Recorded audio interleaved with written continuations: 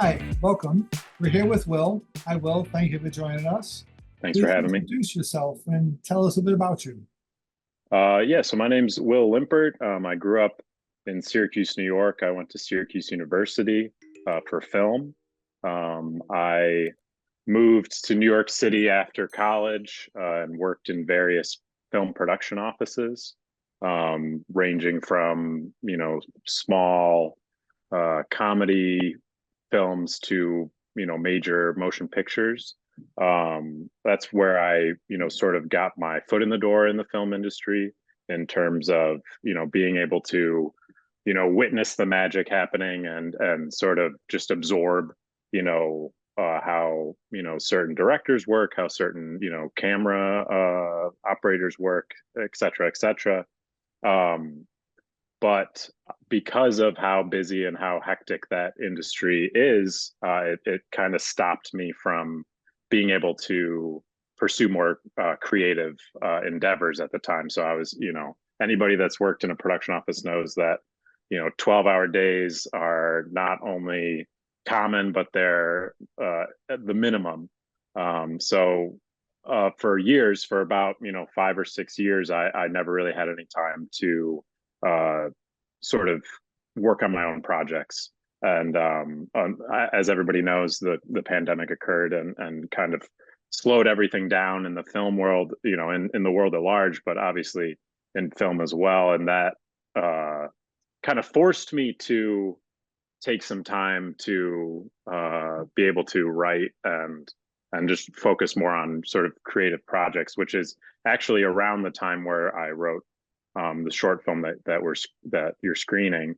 And then it took, even years after that to finally get it up to snuff and get it shot and get it, out of post production and everything. So, but currently I'm out of the city. I'm living in Syracuse, New York again, loving it and trying to kind of get my foot in the door in the film industry up here. And in the meantime, I've been working at a small brewery and learning how to brew beer commercially. So that's kind of me in a nutshell. So, what made you want to be a filmmaker? How did that happen? So I would say that I grew up. My mother was a librarian; she still is, and my father was a fighter pilot, actually. So I like to say that my mother taught me the importance of reading and learning, and always seeking out knowledge. And my dad, if you ever met a fighter pilot, is a great storyteller. So that was sort of like the beginning, which was like I love to consume media in many forms, literature, television, film, and I love to tell a story.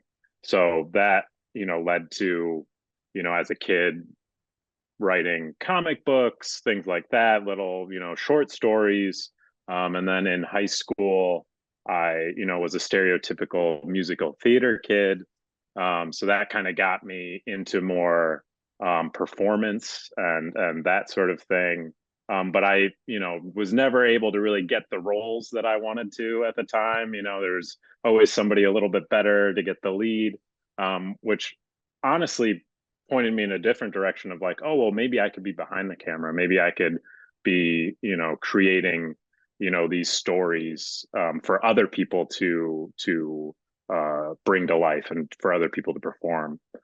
So yeah, I mean, I went to a public school in Syracuse. Shout out to Corcoran High School, and they were just great at really allowing us to explore creativity. The theater teacher, especially, had a short semester of working with a camera and editing and all that stuff. So that really got me like, oh man, I can do this, and this is something that interests me and isn't just a 9 to 5, which is funny because at the time I was like, oh, I don't want to be in an office, and I'm going to work whatever I can do to do creative things. And then, the first 5 or so years, 6 or so years of my film experience in the professional world was in an office, not a 9 to 5, but a 9 to 9. Well, you didn't do But it in the five. yeah, exactly, exactly. But yeah, and then I went to film school after high school. I spent a lot of time working on short films at that time, and then really until Methods, I hadn't really put 100% effort into like start to finish creating and finalizing a project. So this is kind of years in the making, and also has utilized all those experiences of in a film office or in on a film set, and sort of the ups and downs and the characters and the divas and all these things really went into this short film. So it all kind of worked out. But yeah, in terms of just wanting to be a filmmaker, I feel like it started with just storytelling. I wanted to be a storyteller. I think you answered this also, but I'll say it. How long have you been doing this? How long have you been making movies? So yeah, so I feel like in terms of like finished stuff that I can show people and that I can send to festivals like this festival, not very long. I graduated college in 2015, and that was the last time that I'd really made a short film that I had, worked on from prep to post. And then throughout the years, I'd worked a lot on other people's short films and indie films and things like that. My brother, who actually is acts in Methods, was in a lot of projects. He was my older brother, and I kind of tagged along, and it was like, oh, I can hold the microphone, or I can go grab coffee or whatever. So there was a lot of that sort of process, and getting to just experience everything and try to experience every side of it. And then in terms of like my own stuff, really just the past few years have I been trying again to like be like, well, you went to school for this, so you gotta show something for it. Okay.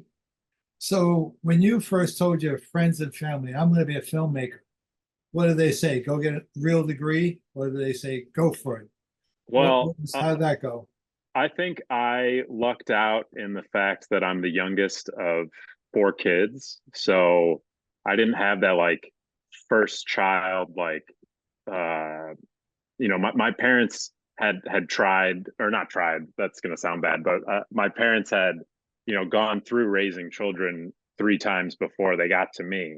And I was kind of always the loudest and always, trying to steal attention. If you see any of like my family's old home videos, I'm always the one that tries to grab the camera and put it towards my face. So they always kind of expected that I wouldn't be just doing a run of the mill profession. And I think, especially when I got into the later years of high school and I was looking for work, what college to go to and such, I wasn't really sure what I wanted to do. And I told my parents, I was like, I think I'm going to go try to apply to this film school, and I want to, pursue film. And they were always supportive of that, which I'm very privileged and don't take that for granted. And then having older siblings that, were all musical or creative in one way or another, they kind of sort of built the foundation for me to have that sort of support. So that was always a great thing. That's cool. So where you live, do you have your tribe of filmmakers, your group? Do you have that? Yeah, definitely. So in Syracuse, New York, there is a definitely a small film industry. There's a production company nearby that does a lot of small budget comedy films and such. And then in terms of just my own sort of film family or film group, throughout the years of working in production or working in any aspect of the professional film industry, you always run into people that are like, oh, I have an idea, or I would love to try this, but at this level I can't just laterally move. And so actually the co-creator of this short film, who wished he could have made it to this, but is currently actually working in a production office, and so couldn't find the time. But my longtime collaborator, Ben Gatto, who is a co-creator of Methods, is really like my partner in crime in terms of filming, and we're very much motivating each other, because with this type of stuff, schedules get drawn out, and sometimes you have to really uh, find that motivation, because especially in the film, once you have a finished piece, when you're trying to showcase it places and you're getting a lot of no's and a lot of we don't want to show this at our festival, yada yada yada, it can really bring you down and not make you want to continue, and really lower the morale. But if you have one or two people that are like, hey, this is good, let's just keep trying, we'll somebody will want to show it, and once you get one yes, you're like, all right, I'm ready to climb the mountain again. So that's definitely uh that's definitely something that's helped me through this process, especially. So what made you decide to make this film? So Method to Their Madness is really supposed to be a satire on the working conditions of entry level filmmakers, and entry level film jobs, I should say. And so for a person that started out as a production assistant, and any production assistant out there that's working now, God bless you, you will get through this, there is light on the end of the tunnel. But for a lot of those positions, they're seen as uh, dispensable, as replaceable, as there's five other people on the street that they could hire in a couple minutes to replace you. So they tend to work those people to the bone. And what I've seen through my experience has been that those people are usually the backbone of the film. It's the only thing that keeps it running. It's the people that are getting everybody lunch. It's the people that are, if there's an actor that's late to work, or there's X, Y, or Z, they're the ones that are really on the ground trying to solve these problems. Or if not solve them, they're the soldiers on the ground that are in the trenches.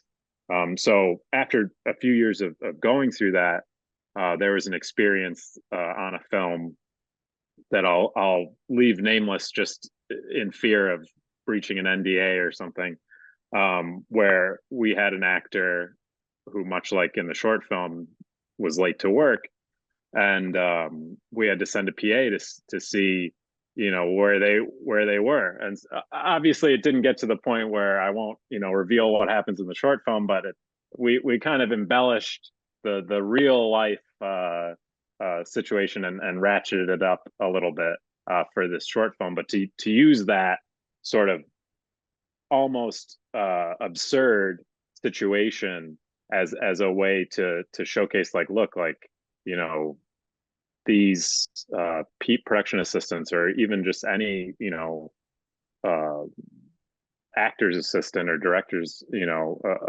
any of that level person, it's they are people, and they deserve respect, even if they aren't as knowledgeable about certain things. Everybody's been there at some point.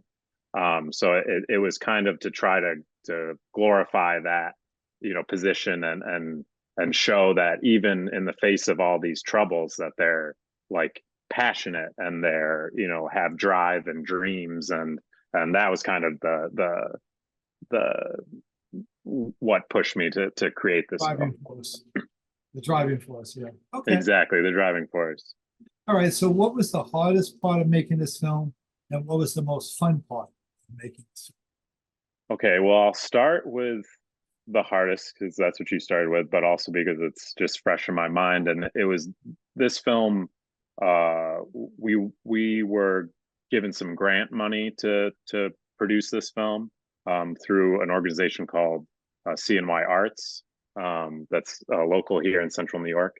And so a difficult part was, this was the first time that I was given a certain amount of money and had to, uh, you know, show receipts and everything for every little thing.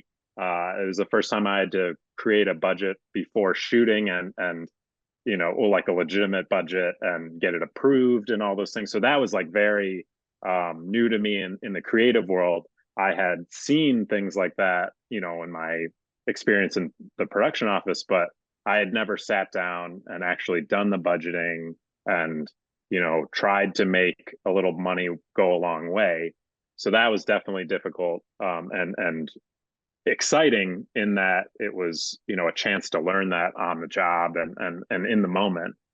So, but very difficult. And there were many nights where, that was very stressful for me. And there was a lot of, schedules that I had to keep and deadlines that I had to keep, that were difficult, but we got through that. And then in terms of the most fun part of it was, and something that I would definitely encourage other indie filmmakers to do is, I invited a lot of my friends, a lot of my family who had no experience in film, no experience, on a set at all. And I invited them to come help me and to come, show their support and love to me through, paid labor, but still labor.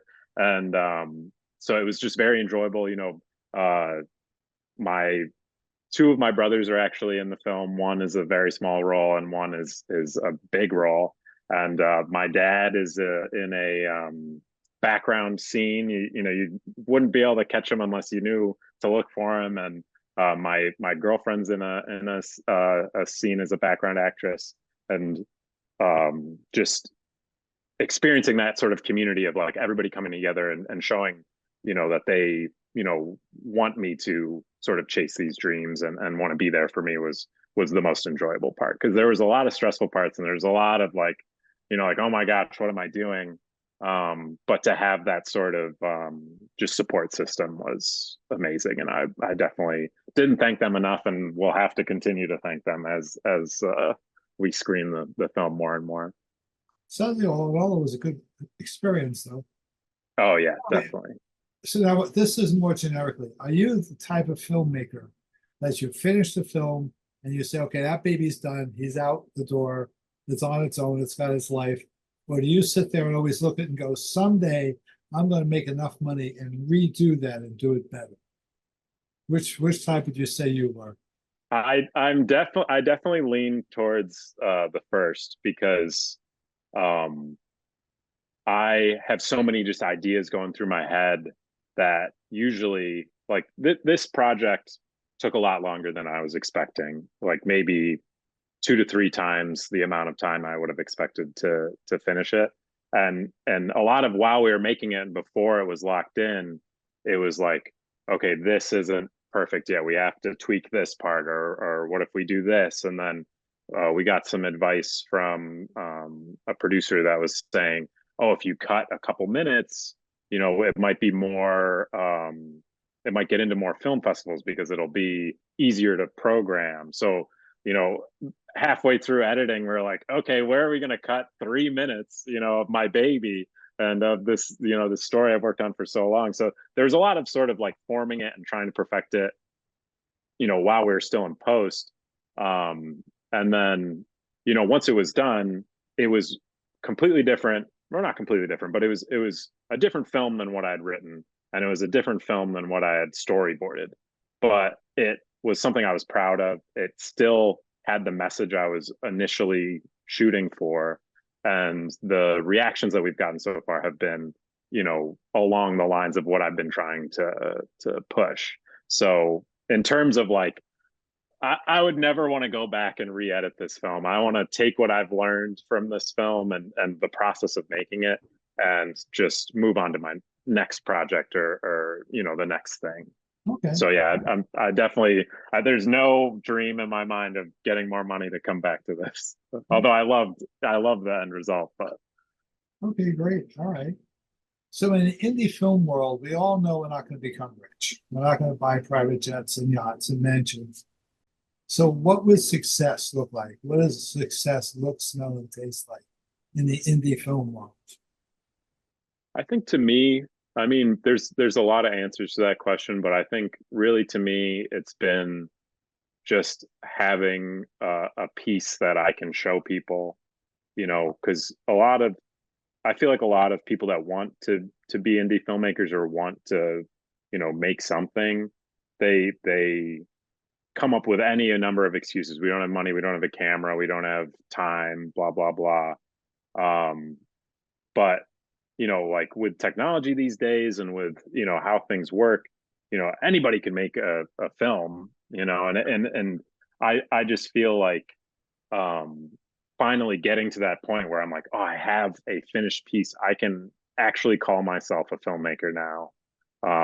Was success enough, but then to be able to show it, to audiences and to hear reactions of things that we spent months and months and months writing, rewriting, and shooting and editing. That's just enough for me in terms of success, because it's a crazy industry, and even if you're the best filmmaker of all time, it's no guarantee that you're going to find any financial success. So I try to lower the bar in terms of my own definition of success. Okay. That is my last question, but so somebody comes along and goes, hi, Uncle Will, I'm going to be a filmmaker just like you. What would you say? How would that conversation go?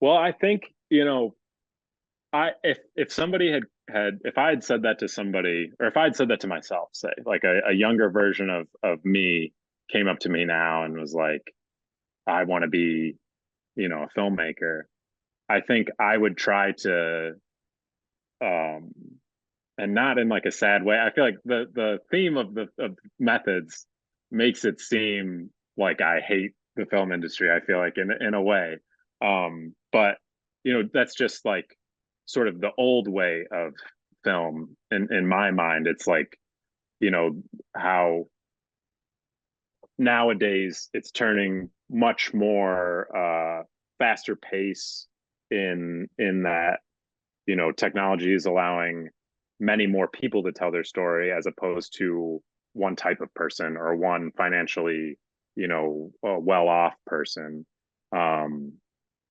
And so like a lot of my sort of a lot of my quarrels or problems with the industry, I feel like, come from an era that is slowly, hopefully, ending. So I think if somebody came up to me now, say, my niece or, somebody like that, and was like, I want to be a filmmaker, I would definitely encourage it. And I would definitely encourage it. I would maybe say, don't waste your time trying to make it in the production office. Just get a camera, start shooting stuff, and just, make a film, because you don't have to, like, I was always waiting for something. I was either waiting for, somebody to tell me that they wanted me to make a film, or waiting for the money to fall in my lap, or waiting for the right moment. And there's never going to be a right moment. You got to just, if you want to make a film, take your phone, or borrow a camera from the public library, which some libraries offer that, and just shoot anything. Write about something that you have access to. If you go to school, utilize the school's assets, or just locations. Or if you work a job where they're willing to let you shoot there, utilize that. So it's like, I feel like there's a lot of sort of guardrails and things that we do to block ourselves from just taking the chance. And I would just encourage that person to just rip it off like a band-aid and just start filming stuff, and then start getting into the nitty. Exactly. Yeah. like James Bond, just drive to that guardrail. Exactly.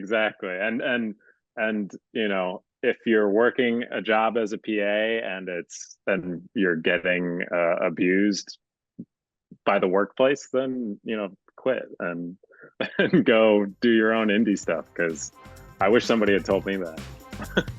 Well, thank you, Will. It was great having a conversation with you. Great talking to you. Yeah, thank you so much, guys.